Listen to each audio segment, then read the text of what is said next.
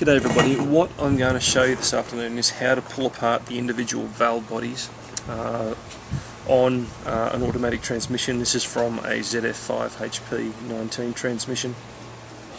Before you start to do any of this stuff, you need to be prepared for lots and lots of little bits that come out. You really need to be careful with ordering all the pieces, making sure everything gets bagged, and that everything goes back in the same order that it came out in.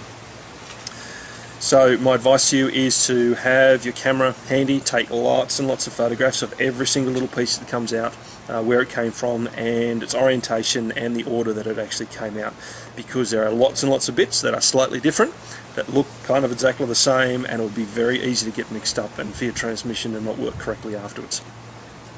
Okay, I'm going to show you how to do this on just the two smaller of the two, or the two smallest valve bodies. The larger two are pretty much exactly the same.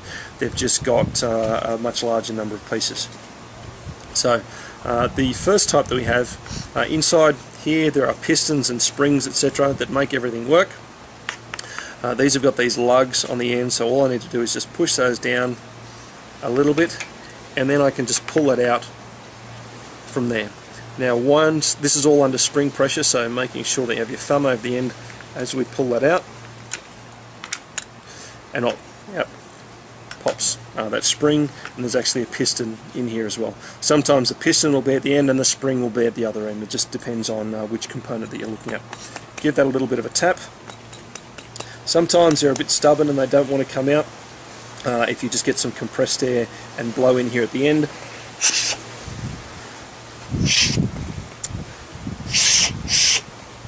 and that will come out nicely. Each of these pieces is anodized aluminium, so it should be this nice dull grey colour. There shouldn't be any wear on it, etc. It should just look a nice consistent colour. To put these back in, obviously they need to be lubricated before they go back in. You know, push that in with the spring. Now some of these, especially on the larger bodies, have multiple components, which is why it's essential to make sure that everything's in the correct order. Now once you get to here, the best way I've found to do it is to actually use a small socket that's actually slightly smaller than that spring or the component that you're pushing in. What I'm going to do, it's a bit difficult to actually do this and show on the camera as well, I'm going to push that in, and then I'm going to slot that down. And push that down, and then just again push in the tab a little bit so I can push it all the way home. In addition to that, there are some components that have these little clips. Maybe, I'm not sure if you can see that there, but there's a little clip that actually holds in the multiple components, because there might be some springs up here and it's actually holding another piece in place there. To pull these out, it's pretty simple. What you need to do though is just use a small screwdriver, but make sure you protect it. We're going to lever this out, but we don't want to be scratching the surface. So I'm just going to use an old rag, and I'm just going to lever that up. That will just pull straight up and out. I won't pull it up and out just because it saves me pulling apart the whole piece, but these are actually orientated in a specific direction, so make sure you take photographs of this, whether it goes that way or that way, on the way back in. Okay, so that's that type with these tabs on the end. The other type we've got is, instead of having the tabs, it's just got a big piece that bolts on the top. The difficulty with this is that when you pull this off, everything comes out at the one time. The nice thing about the other type is that you can just do it one at a time, take a photograph, and then move on after cleaning the pieces, etc. So I'll just remove all of these. Now these are all under spring pressure, so when you remove them, you need to do it nice and evenly. I'm just going to pull out the ones at the end first.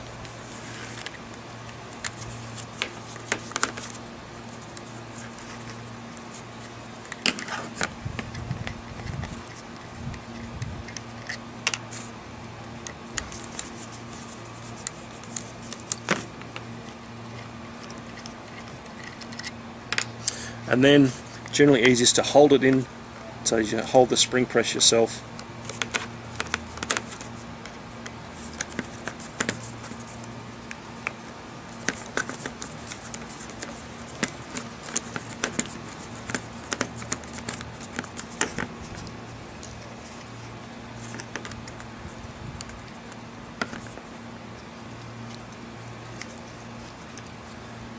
It's a little bit difficult to do when you're trying to do this for a camera.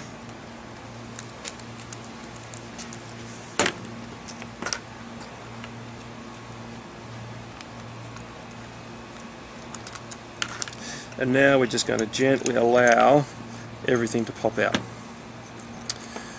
And now you can see that we've got a number of springs and pistons that need to be removed individually, etc. Take your photos and check out the components. Once you pull all those out there, in this one case here, there's a clip like we saw before that you would need to remove and remove that additional component up the end. To put it back on, I found the best way to do it is after you've put all the components in their correct position, plonk this on and then just compress it yourself with your hands, making sure everything is lined up correctly, and then just screw one of these in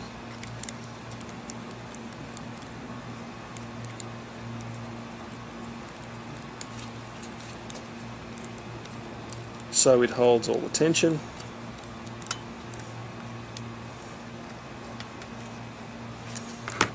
And then we can put in the other pieces.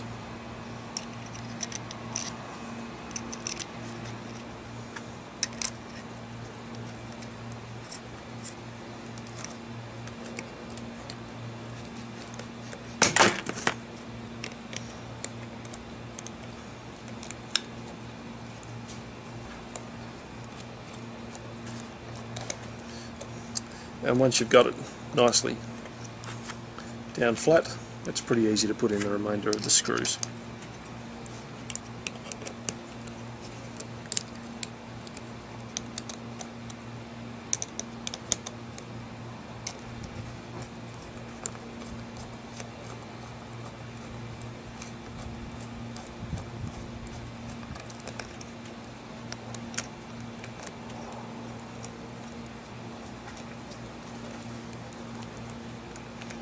Obviously they would need to be torqued. I think the spec is, it's either 6 or 10 Newton meters, I'm not sure. I'd have to look up in the manual.